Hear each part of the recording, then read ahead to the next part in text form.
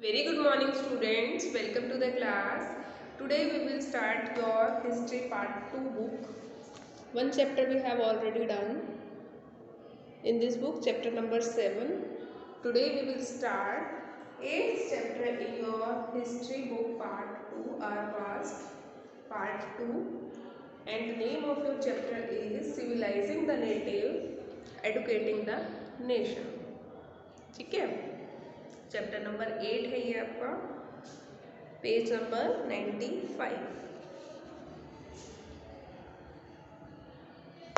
Civilising the native educating the nation का क्या मतलब है? देखो, नेटिव्स कौन होते हैं? जो किसी देश में रहते हैं, रहने वाले लोगों को। जैसे कि आप हरियाणा में रहते हैं तो आप हरियाणा के नेटिव हैं, ठीक है। कि आप किसी जगह के रहने वाले लोकल लोगों को कहा जाता है नेटिव, ठीक है। तो सिविलाइजिंग का मतलब क्या है? सिविलाइजिंग का मतलब है उनको एक अच्छा नागरिक बनाना, उनको एक अच्छा, उनको सिविलाइज्ड करना, उनके अंदर मैनर्स लेके आना, ठीक है, उनके व्यवहार को अच्छा बनाना, ठीक है। तो किसी जगह के रहने वाले लोगों को सिविलाइज्ड करना मतलब उनके अंदर जो है अच्छे नागरिक बनने के गुण पैदा करना। और एडुकेटिंग द नेशन का मतलब है, नेशन मतलब राष्ट्र को एडुकेट करना, उनको पढ़ाना लिखाना। ये आपका चैप्टर है, ठीक है। In the earlier chapters, you have seen how British rule affected rajas and nawabs, peasants and tribals. पिछले चैप्टर्स में हमने क्या क्या स्टडी कर लिया है कि जो ब्रिटिश रूल था उसने किस किस तरीके से राजाओं की लाइफ को अफेक्ट किया, नवाब्स को अफेक्ट किया, पीजेंट्स किसानों को, और किस तरीके से ट्राइबल लोगों को अफेक्ट किया। In this chapter we will try and understand what implication it had for the lives of students. इस चैप्टर में हम पढ़ेंगे कि स्टूडेंट्स, छात्रों के ऊपर ब्रिटिश रूल का क्या इम्पैक्ट हुआ था। For the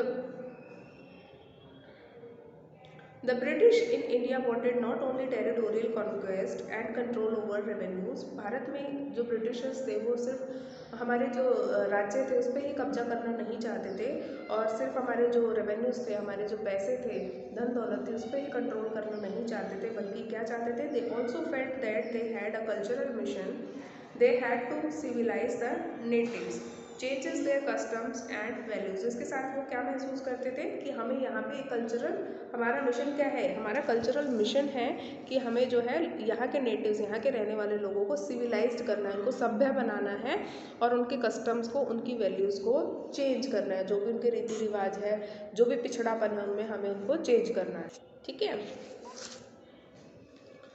what changes were to be introduced. अब कौन कौन से चेंजेस वो लोग लेके आए? How were Indians to be educated, किस तरीके से भारतीयों को पढ़ाया जा सकता था, सिविलाइज्ड बनाया जा सकता था, and made into what the British believed were good subjects.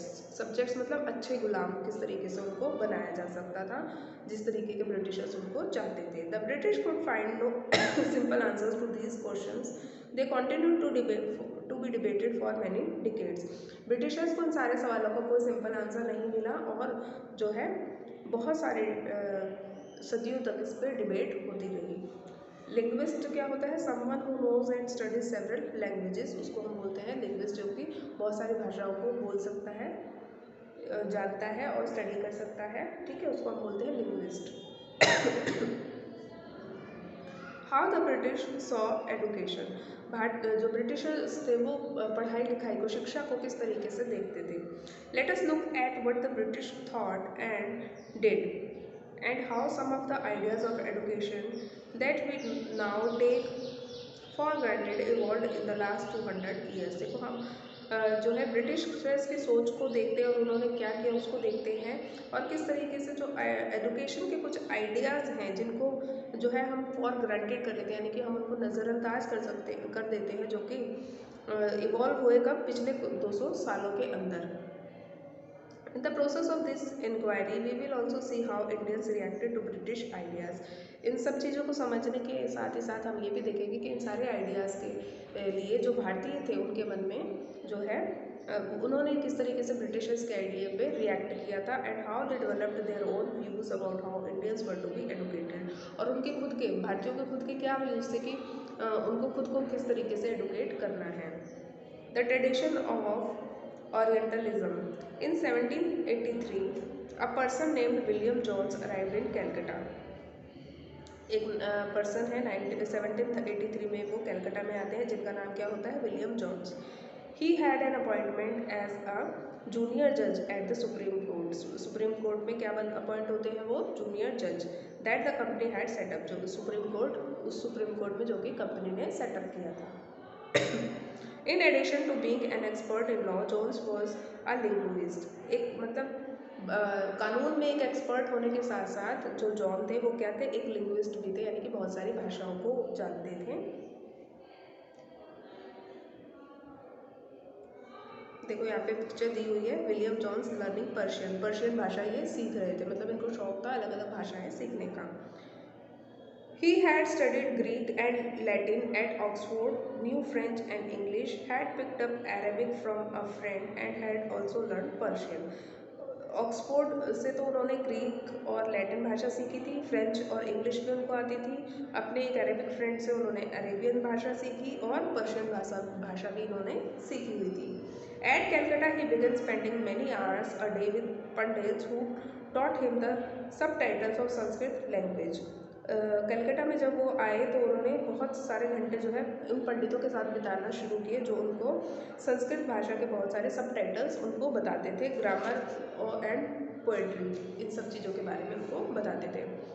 Soon he was studying ancient Indian texts on law, philosophy, religion, politics, morality, arithmetic, medicine and the other sciences. जल्द ही वो भारत के इन सभी चीज़ों की बुक्स को पढ़ने लगते हैं। Johns discovered that his interests were shared by many British officials living in Calcutta at that time. उसको पता चलता है कि जो उसके खुद के इंटरेस्ट है वो बहुत सारे और जो ब्रिटिश ऑफिशियल्स हैं, मतलब वो भी सेम इंटरेस्ट जो है रखते हैं, जो कि इस समय कलकत्ता में है। Englishman like Henry Thomas, Colebrook and Nathaniel Hallhat were also busy discovering the ancient Indian heritage. ये दोनों भी जो है बिजी थे, भारतीय जो हमारा एंशियंट इंडिया का हेरिटेज है, सभ्यता है, उसको जो है डिस्कवर करने के लिए। मास्टरिंग इंडियन लैंग्वेज, भारतीय भाषाओं को सीखने के लिए, उनमें महारत हासिल करने के लिए। And translating Sanskrit and Persian works into English, जो भी हिंदी का, संस्कृत का या पर्शियन भाषा के जो भी काम है, इनके जो भी बुक्स हैं इंपॉर्टेंट, उनको इंग्लिश में ट्रांसलेट कर रहे थे। Together with them Jones set up the Asiatic Society of Bengal. इनके साथ मिलकर ये एशियाटिक सोसाइटी ऑफ बंगाल बनाता है। And started a journal called Asiatic researches, और एक जर्नल पब्लिश करना शुरू करता है जिसका नाम होता है एशियाटिक रिसर्चेस। ठीक है। Jones and Colebrooke came to represent a particular attitude towards India. ये दोनों का है ना एक ही तरीके का एटीट्यूड था भारतीयों को लेके। दे shared a deep respect for ancient cultures. ये दोनों जो है भारतीय इतिहास की, जो भारतीय कल्चर था पुराना, उसकी बहुत रिस्पेक्ट करते थे। Both of India and the West, दोनों की, भारतीय इतिहास चाहे वो एंशियंट हिस्ट्री है, एंशियंट कल्चर है, चाहे वो वेस्ट का कल्चर है, उसके लिए इनके मन में बहुत डीप रिस्पेक्ट थी।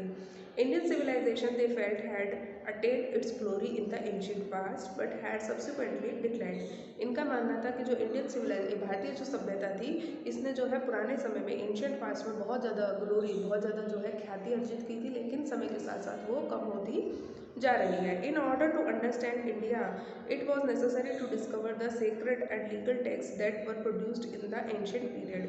भारत को जानने के लिए ये बहुत ज़रूरी था कि it was necessary to discover the, जो भी पुराने सेक्रेड यानी पवित्र और जो कानून से जुड़े हुए टेक्स्ट हैं, जो कि एंशियंट पीरियड में जो है लिखे गए थे, बनाए गए थे, उनको जो है डिस्कवर करना बहुत ज़रूरी है, ऐसा इनका मानना था। For only those texts could reveal the real ideas and laws of Hindus and Muslims, and only a new study of these texts could form the basic of future developments in India। मतलब इन पुराने इतिहासों को पढ़ के ही, चाहे वो हिंदुओं के हैं या मुस्लिम को है, एक नए जो है नए टेक्स्ट का निर्माण किया जा सकता था। So Jones and Colebrooke went about discovering ancient text. ये दोनों मिलकर जो है डिस्कवर करते हैं पुराने एंशियंट प्राचीन जो टेक्स्ट थे उनको, अंडरस्टैंडिंग देयर मीनिंग, उनका मतलब समझने की कोशिश करते हैं, ट्रांसलेट करते हैं उनको, and making their findings known to others, और जो भी उनको मतलब उनकी फाइंडिंग्स होती है, जो भी उनका कंक्लूजन होता है, वो दूसरों को बताते हैं। This project they believed would not only help the British learn from Indian culture but it would also help Indians rediscover their own heritage। ये सब क्या मानते थे कि इन सारे डिस्कवरीज से ना सिर्फ ब्रिटिशर्स जो है भारतीयों के बारे में सीख सकते हैं, भारतीय कल्चर को सीख सकते हैं, बल्कि जो भारतीय है वो खुद भी रीडिस्कवर कर सकते हैं अपने पुराने हेरिटेज को, उसको दोबारा जान सकते हैं। And understand the lost glories of their past, और जो ग्लोरी, जो ख्याति जो खो चुकी है पास्ट की, उसको दोबारा से ये लोग क्या कर सकते हैं, समझ सकते हैं। In this process the British would become the guardian of Indian culture as well as its master. इस तरीके से इस प्रोसेस में ब्रिटिशर्स क्या है, बन सकते हैं भारतीय कल्चर, भारतीय जो संस्कृति है, सभ्यता है, उसके गार्जियन बन सकते हैं, उसके रखवाले बन सकते हैं और उसके मास्टर भी बन सकते हैं, ऐसा इनका मानना था। Influenced by such ideas, many company officials argued that the British ought to promote Indian rather than Western learning. इन सारे आइडिया से इन्फ्लुएंस होकर बहुत सारे जो कंपनी के ऑफिसर्स थे वो क्या कहते हैं कि ब्रिटिशर्स को जो है इंडियंस को प्रमोट करना, भारतीय जो शिक्षा है उसको प्रमोट करना चाहिए, ना कि वेस्टर्न शिक्षा, वेस्टर्न जो अंग्रेजी जो पढ़ाई है उसको प्रमोट करना चाहिए। They felt that institution should be set up to encourage the study of ancient Indian text. वो कहते थे कि इस तरीके के इंस्टीट्यूशन हमें बनाने चाहिए जो कि पुराने, जो प्राचीन भारतीय सभ्यता के जो बुक्स हैं, टेक्स्ट हैं, उनकी पढ़ाई करवाने के लिए ऐसे इंस्टीट्यूशन हमें बनाने चाहिए। And teach Sanskrit and Persian literature and poetry, जहाँ पे हम उनको जो है संस्कृत सिखाई जा सके, पर्शियन लिटरेचर सिखाया जा सके, पोइट्री सिखाई जा सके। The officials also thought that Hindus and Muslims ought to be taught that what they were already familiar with। ये लोग क्या चाहते थे कि जो हिंदू और मुस्लिम जो ऑलरेडी जानते हैं उनको वो फिर से पढ़ाया जाना चाहिए। and what they valued and treasured, not subjects that were aligned to them. Only then they believed could the British hope to win a place in the hearts of the natives. Only then could be the alien rulers accept to be respected by their subjects। मतलब वो क्या कहते थे कि अगर हम भारतीय जो सभ्यता है उसको बढ़ावा देंगे, भारतीय शिक्षा को बढ़ावा देंगे, तो ही जो ब्रिटिशर्स हैं वो भारतीयों के मन में अपनी जगह बना पाएंगे, और जो भारतीय है वो एलियन, मतलब ये जो विदेशी आए हुए हैं उनके ऊपर कंट्रोल करने के लिए उनकी हुकूमत को स्वीकार करेंगे। ठीक है। With this object in view, a madrasa was set up in Calcutta। मदरसा क्या होता है? an Arabic word for a place of learning। सीखने की जगह को जो है मदरसा कहा जाता है अरबिक भाषा में। एंड टाइप ऑफ स्कूल और कॉलेज, एक तरीके का स्कूल या कॉलेज होता है वो। ठीक है। तो इसी व्यू के साथ 1781 में कलकत्ता में एक मदरसा की स्थापना की जाती है to promote the study of Arabic, Persian and Islamic law। ठीक है। And the Hindu college was established in Banaras in 1791 to encourage the study of ancient Sanskrit texts that would be useful for the administration of the country। Hindu college की स्थापना की जाती है कहाँ पे? बनारस में 1791 में, ताकि जो भारतीय इतिहास है, भारतीय संस्कृत है उसको पढ़ा जा सके और भारतीय एडमिनिस्ट्रेशन को जो है आसानी से, भारत को जो है आसानी से एडमिनिस्ट्रेशन करने में जो है मदद करेगी। Not all officials shared these views. Many were very strong in their criticism of the Orientalism।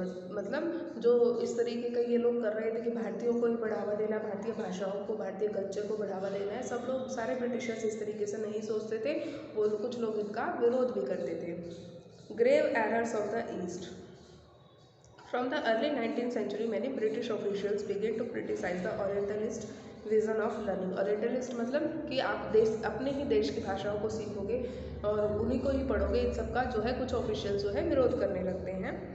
They said that knowledge of the east was full of errors and unscientific thought. वो उनका मानना था जो ईस्ट की यानी कि भारत की जो नॉलेज है वो क्या है, उसमें बहुत सारी एरर्स हैं, कमियां हैं और अनसाइंटिफिक थॉट से वो बनी हुई है, कोई भी लॉजिक नहीं है उनका।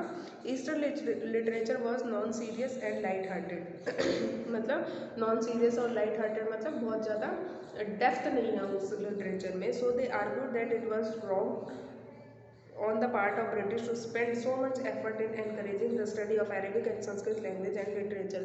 इसलिए वो कहते थे ये सिर्फ और सिर्फ ब्रिटिशर्स लोगों के जो है समय का ही जो है समय नष्ट करने वाली बात है कि हम अरेबिक या संस्कृत को जो है प्रमोट कर रहे हैं। James will was one of those who attack the orientalist. James will एक इसी तरीके का एक आदमी था जो कि इस तरीके का जो भारतीय एडुकेशन को बढ़ाया जा रहा था उसका विरोध करता था। The British effort he declared should not be to teach what the natives wanted और what they respected in order to please them and win a place in their heart. उसका क्या मानना था कि ब्रिटिशर्स को भारतीयों को वो चीज़ नहीं सिखानी चाहिए जो वो सीखना चाहते हैं, या फिर जिसको सीख के जो है उनको, या जिस चीज़ की वो रिस्पेक्ट करते हैं, सिर्फ इसलिए ताकि जो ब्रिटिशर्स हैं वो भारतीयों के दिलों में अपनी जगह बना सकें। The aim of education ought to be to teach what was useful and practical. Education का मेन एम क्या होना चाहिए कि वो सिखाए लोगों को जो कि यूजफुल हो और प्रैक्टिकल भी हो। So India should be made familiar with the scientific and technical advances that the West had made. तो उसका क्या मानना था कि भारतीयों को जो है साइंटिफिक और टेक्निकल एडवांसेस के बारे में सिखाना चाहिए जो कि वेस्ट ने जो है अचीव कर लिया है, यानी कि जो आविष्कार को है, जो भी साइंस है, उन सबको जो है भारतीयों को पढ़ाना चाहिए। Rather than with the poetry and sacred literature of the orient. जो भी पोइट्री थी या जो भी पवित्र ग्रंथ थे उनको पढ़ाने की बजाय साइंस को, टेक्नोलॉजी को जो है इन लोगों को पढ़ाने की ज़रूरत है। ठीक है, यहाँ तक पढ़ के आएंगे।